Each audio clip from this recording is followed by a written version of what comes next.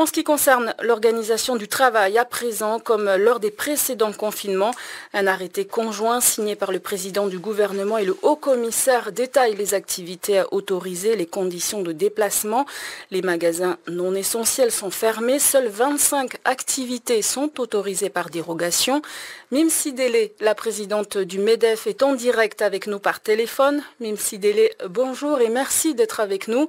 La Calédonie connaît son 3e confinement depuis hier. Dans quel état d'esprit sont les chefs d'entreprise et leurs salariés ce matin? Bonjour, évidemment, face à la situation sanitaire, il y a un grand sentiment de responsabilité des entreprises qui ont été obligées de fermer leurs portes hier.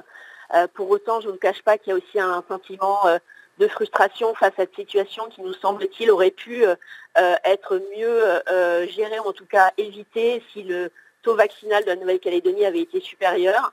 Actuellement, nous sommes insuffisamment préparés, il nous manque énormément d'informations et du coup, ça crée de la confusion, énormément de confusion dans les entreprises. Et ce matin, vous lancez donc un appel aux institutions, aux autorités?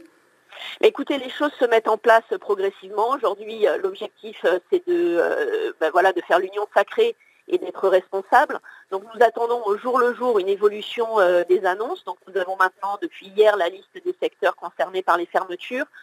Nous attendons aujourd'hui des dispositions concernant la garde des enfants et bien évidemment le plus important, la rémunération des salariés qui ne peuvent plus travailler. Est-ce que des aides de l'État, du gouvernement et des provinces sont prévues justement pour soutenir le monde économique? Alors à ce stade, tout ce qu'on sait, c'est que les dispositifs de l'État, par exemple le PGE, sont maintenus jusqu'au 31 décembre. Aujourd'hui, les autres dispositifs tels que le chômage Covid doivent faire l'objet d'arrêtés qui n'ont pas encore été pris. Donc on les attend, mais on suppose que ce sera fait très rapidement. Et on espère bien évidemment que d'autres aides viendront aider la trésorerie des entreprises, par exemple la prise en charge des coûts fixes ou la suspension du paiement d'un certain nombre de taxes, parce que, encore une fois, les entreprises qui sont fermées pour la 3e fois ont des grosses difficultés de trésorerie. Est-ce que des discussions sont prévues avec le gouvernement dans les prochains jours? Oui, elles ont déjà commencé, évidemment. Le gouvernement va réactiver une cellule d'échange entre les entreprises et le gouvernement régulière, comme ça a été le cas sur le dernier confinement, ce qui va nous permettre de remonter toutes les questions et avoir des réponses rapides. Et par ailleurs, nous attendons et espérons qu'a priori la cellule de pilotage Covid entre monde médical, monde économique et politique soit rapidement créée. D'un point de vue pratique, Mime Sidélé, la dernière question, on l'a dit, certains commerces dits essentiels resteront ouverts pendant le confinement. Comment se sont-ils organisés pour faire respecter les mesures sanitaires?